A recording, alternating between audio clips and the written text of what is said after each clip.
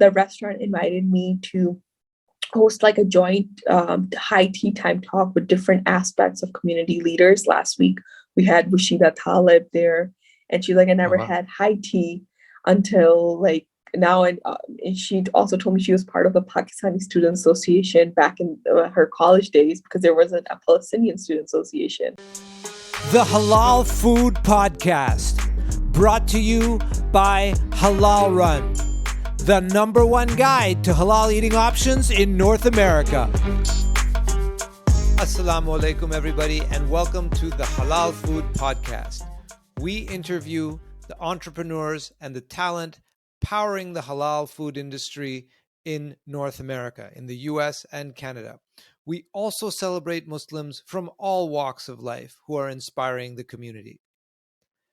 Dearborn, Michigan is known as the global headquarters of Ford Motor Company, but it's also significant in that it has one of the largest Muslim populations in North America in total number and definitely by percentage. Some people estimate that over half of Dearborn's residents are of Arab descent, and many of them are Muslim.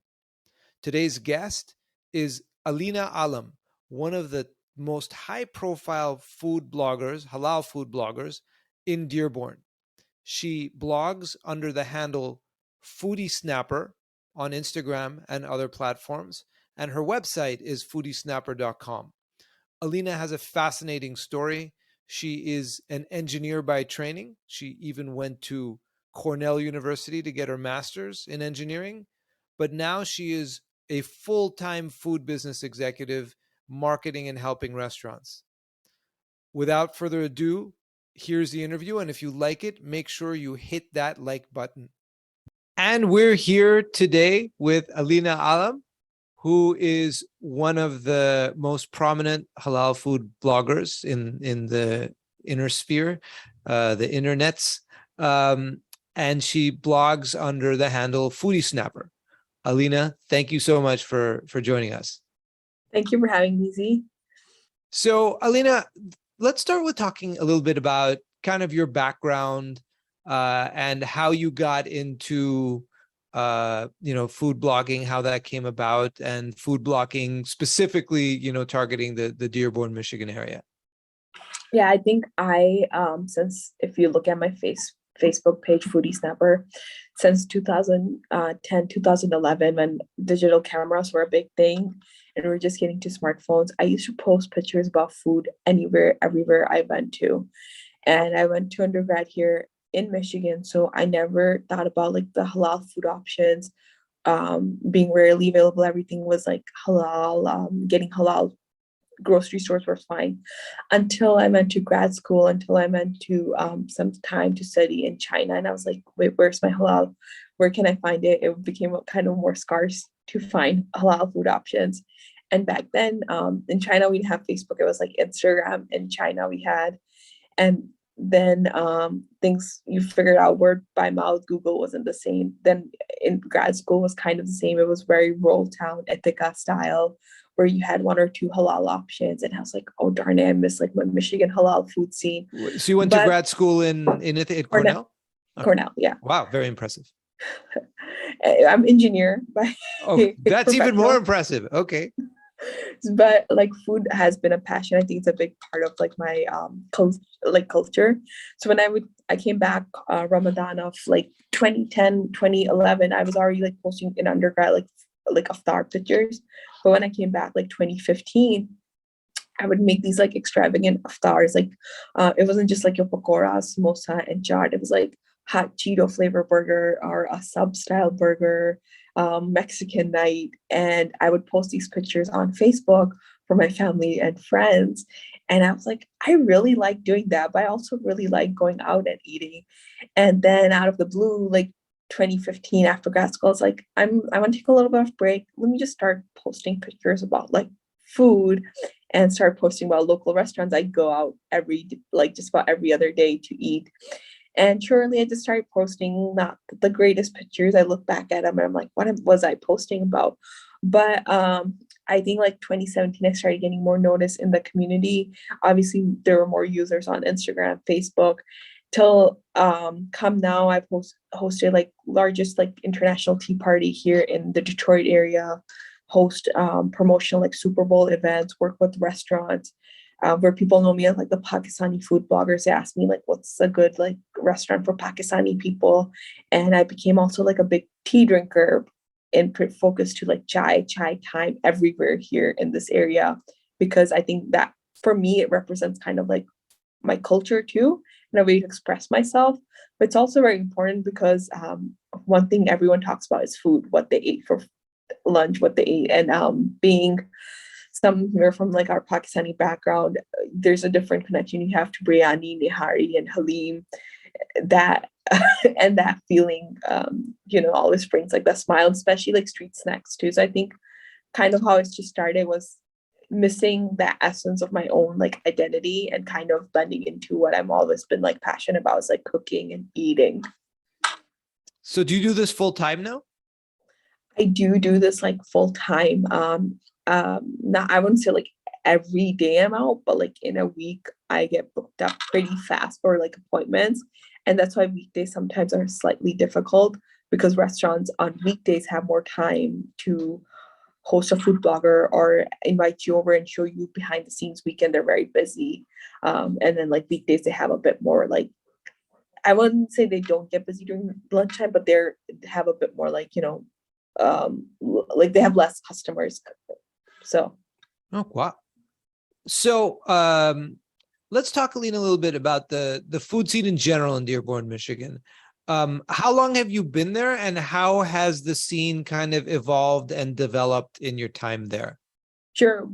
So we moved here in 98. I was born in Pakistan. I was only 7 when I came here. And when we came, we were like living in Dearborn Heights, Dearborn area. It's kind of like a sister cities parallel to this. So when we came, we never had issues with finding like halal meat or halal food options. And a few halal restaurants would come. We got very excited when they had like, we found out where the halal pizza was. But Middle Eastern was predominantly the scene like to go to. But now over, I want to say like the last 5 years, there's so much fusion food coming out of Dearborn. There's so much like cultural activities like Ramadan Suhoor Festival. Everyone knows about it. Now, I don't know if you've been there, and it's just like food coming up all, it's involved so much, where like on every corner, like this, I think a lot of it also had to do with like the recession that we were going on in like the middle of 2000.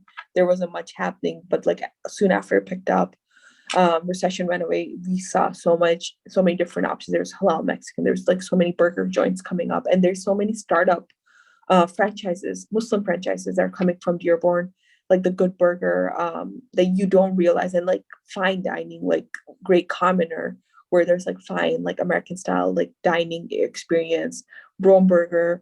There's just few to name, like Famous Hamburger. Again, like you notice these like mass food movements, I want to say. Wow. You know, Alina, one of the hardest things about doing this podcast is I get so hungry. And for those of you watching, we're recording this a little bit before lunchtime, so I'm gonna struggle to make it through this podcast with all this. Well, you are invited. I Yeah, hope you know that. Like your team is you. invited. You just have to let me know when you guys come so we can do like a full like Dearborn food tour. Yeah, inshallah. No, we're really excited about that. So I'm about to make the situation worse for myself. I'd love to hear, some of your recommendations in the Dearborn area. I think you mentioned when we spoke earlier that you have some recommendations for like great like food and tea and snacks type places in Dearborn. So what are your top recommendations right now? So I don't know if you notice on my page, I do these joint high tea time in Dearborn. That's at Paradise Biryani Point, because for me, being Pakistani, I love my street snacks. I love my chaat. I love my chai. I love my samosa. So nothing gives me more comfort. So I go there.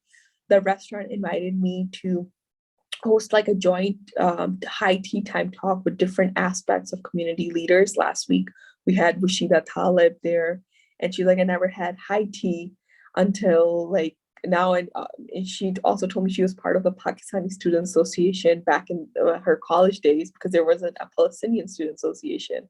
And she knew some. I was surprised she knew some stuff about Pakistani cuisine. And so that's an initiative I took. Like, I asked the restaurant owner, can I do this here, because I think it would be really good for people to learn about high tea culture, but also to show different career pathway coming for high tea, and showcasing like a chai time culture there, basically. So I had that. That's like my to-go place for chai and samosa and chaat, and they have butter chicken sliders and these dessert tosas that are phenomenal. Then I have cannoli pastry shop. It's like right across the street. It's a halal Italian cannoli slash pastry type that gives you a very nice like British type vibes. And you get those like fancy teacups if you ask for. I love that. I love going to House of Chimney Cakes. It's like there's only 3 chains in the world. One is in like Disneyland, one is in London, and one is in Dearborn. They make these phenomenal like chimney cakes. I don't like mine's all filled up. I just like the nice like less filling like plain chimney cakes with a cup of tea. And now they have something called croissant, donut, and a croissant meet together. And obviously it's Dearborn, so they have the za'atar and cheese blend. That's really good to go grab like the munchie snack. And a lot of people don't know, I love Kava House. I love going there for like chai time. Their Adani tea, it's becoming a chain. Like that's like another franchise that came from Dearborn. But a lot of people don't know, I didn't discover Adani tea from Kava House. I discovered from Mocha Bistro back in 2016. I was like, wow, this tastes like a desi chai. What is this? And Mocha Bistro, I go there a lot for like my yummy like snacks. They have these deep fried cheesecakes, and then you have like chai with it, and it's just phenomenal. And people are like, I love going to Kava House for honeycomb bread and tea time, but Mocha Bistro is where I discover Adani tea. And like whenever I have a big group of guests, I just take them there to get like Adani tea, and they have like a lot of like savory like appetizer snacks that you can bring in these like deep fried. They're savory mocha rolls and deep fried like cheesecake rolls, which are phenomenal with like chai, and you just sit and talk. So those are like some unique. I mean, I have a long list about the Middle Eastern food. I can go on long about that, or burger, but I think people should know also Dearborn is uprising with tea and coffee time as well. Yeah, no, that's amazing. I'm going to book my flight to Dearborn right now. I'm so sold. But actually, that actually would be an interesting thing to hear. What are a few of your favorite Middle Eastern spots? Because Middle Eastern food is what Dearborn is historically known for. So for a blogger, a food expert like yourself, like what would be your few like favorite or among the favorite? So amongst my family, and these are like the most iconic ones in the area, one of the oldest one. So all like I'm talking about once people like Pakistanis discovered this restaurant called Caesarland Restaurant. They all go there. Their fatouche is phenomenal, and my family has been going there since the 90s. They have a drive-through, like you can literally order an entire like entree or catering for it, and it's a drive-through. It will come up in 15 minutes, or you can sit in and order food.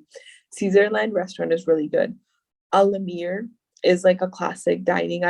We have like they have a banquet hall. We have hosted at least 10 like family events there. Whenever guests from over like out of state come, they love going there. I had like my bridal shower there. It's like the owners told me, because we have had so many events there.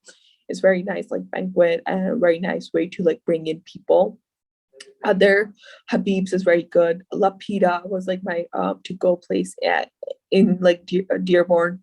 I like Rafiq's Falafel. So those are really good Middle Eastern restaurants there, and they're uprising. And recently there's a Middle Eastern seafood called Ali Seafood. It's called Alize Seafood. It's all Middle Eastern cuisine, but seafood style, like Middle Eastern style, like seafood. You don't find any chicken. It's all like seafood based, which is really good because you get like a different flavor of seafood. And I like deep fried or grilled fish, that style. So it's kind of unique. Wow. Those are some fantastic recommendations. Thanks. So a couple more questions for you, Alina. One is, when you're going to a restaurant, to review it or to post about it, what do you look for? What impresses you in an establishment that makes you, wow, and then you post great things about it? Yeah, I think one thing I always tell people, everyone has their own taste palettes. And for me, it's like what there's some of my favorite restaurants. There's some items on the menu that I won't recommend to other people because it's not my taste. So I think for me, it's like what appeals to my taste palette. If I go to a restaurant, if I like what I'm ordering or what I came for, and it's also like the ambience, the service. And now as a mom, it's for me like, do they have high chairs for kids to sit? Was my son entertained? Like yesterday, I went to like a halal Japanese place, and they had these like big screen TVs with like fishes, and he kept watching that. He's been throwing stuff on the table, and I was like, okay, I like this restaurant. I can calmly eat in peace and take my pictures without him like running around or wanting to come off his like high chair. So I think that change over the years. I also now like look for what kids friendly kind of impressed me. Like I want to recommend that to moms because going as a mom is a lot different than going as a person alone. But it depends if I'm going to a bakery or if I'm going to like a brunch place. The ambience definitely is what I would recommend. If I'm going somewhere to eat fast and quick, I'm like, what gives me a delicious food fast and quick? So it's my palates, my situation going as a mom, and I think part of it is just what I'm craving that day. Yeah, well said. All right, so a couple last questions here, Alina, just to shift gears a bit. Who is one or two Muslim Americans in any field, not necessarily in the food field, that you admire, and why? I think definitely my mom I admire because she's always the one who gives me my creativity or way to like be like, hey, you can do this or you can go ahead.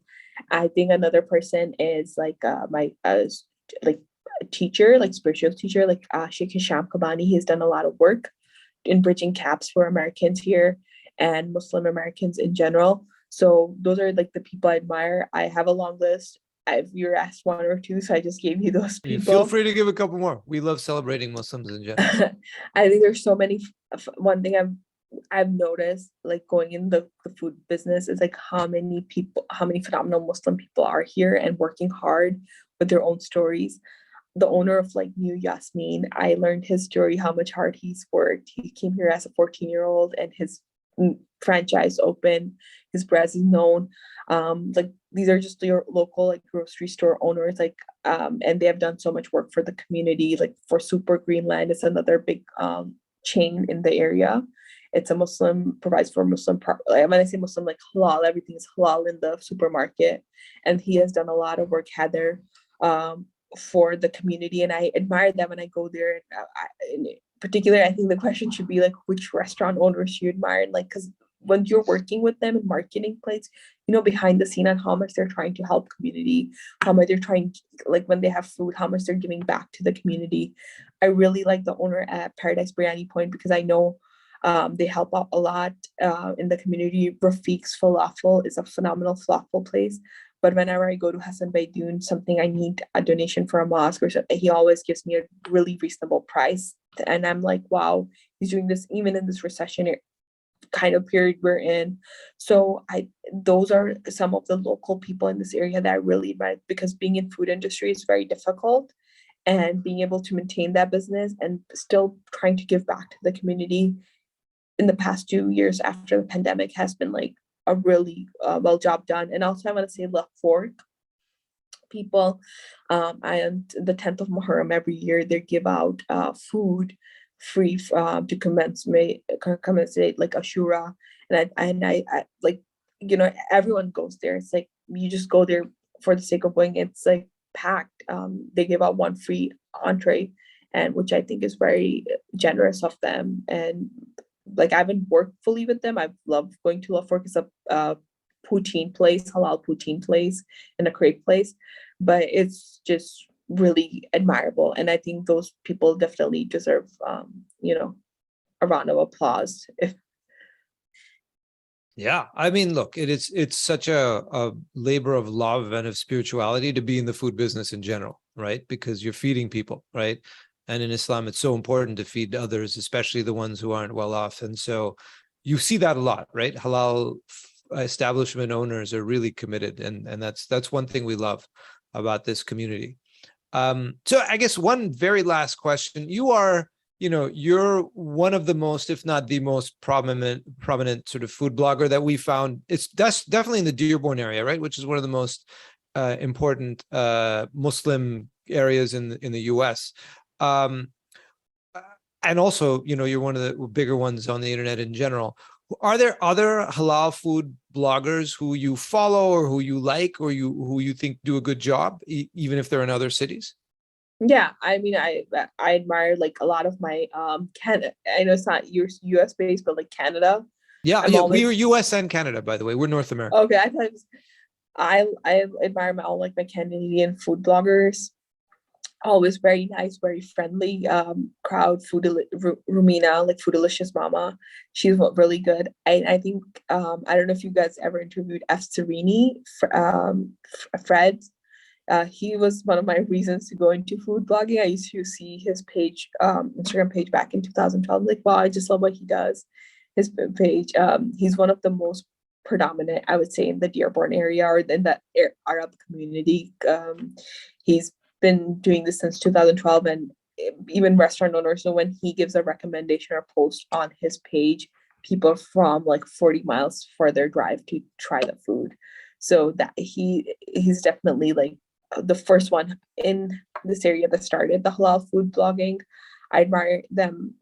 Obviously, there's up and rising a lot of people that deserve a round of applause.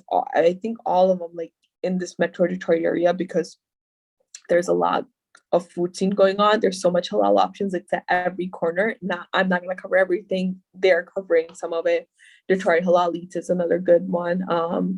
I'm just giving their Instagram handles because most people know them by their halal food junkie Abe.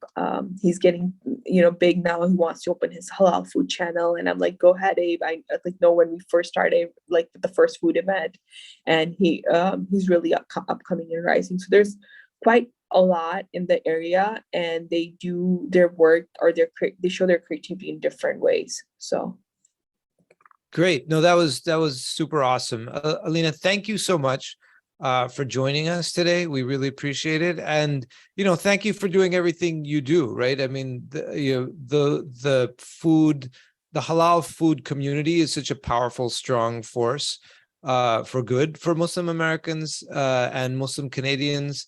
And, you're playing such a critical role by connecting the food establishments to all of us who need to eat. So, thank you for doing what you do. We all appreciate it. No problem. Thank you so much for having me. And I hope you can come to one of my High Tea Time Live. I would love to have you and host you here in Michigan and your team. Just let me know when you're able to make it. And just come with an empty appetite because it's going to be breakfast, dinner, lunch. We're going to be eating out. And, I want you to kind of see what Dearborn is kind of coming at every corner. Is a halal spot opening, but not just Dearborn, but Metro Detroit in general. I love like the diversity in halal cuisine. It's increasing. So I'd love to have you there, and I'd love for you to come to my chai time or watch one of my chai time talks with different leaders, different people, or come be a guest. The invite is for you and your team. Inshallah, we'll do that. Inshallah. Thank you so much, Steve, for having me. And I look forward to seeing more from Halalrun. Okay, take care. Bye. You too. Bye. Thank you for joining us, and we hope you enjoyed the interview. Halalrun is the #1 guide to halal dining options in the US and Canada. We feature over 13,000 restaurants in over 2,000 cities on our website, which is halalrun.com. You can find us on all our socials, where our handle is @halalrun. If you enjoyed this interview and found it valuable, please subscribe to our YouTube channel so we can bring you more great content like this. We're here to serve you, and we hope to see you again soon. Assalamu alaikum.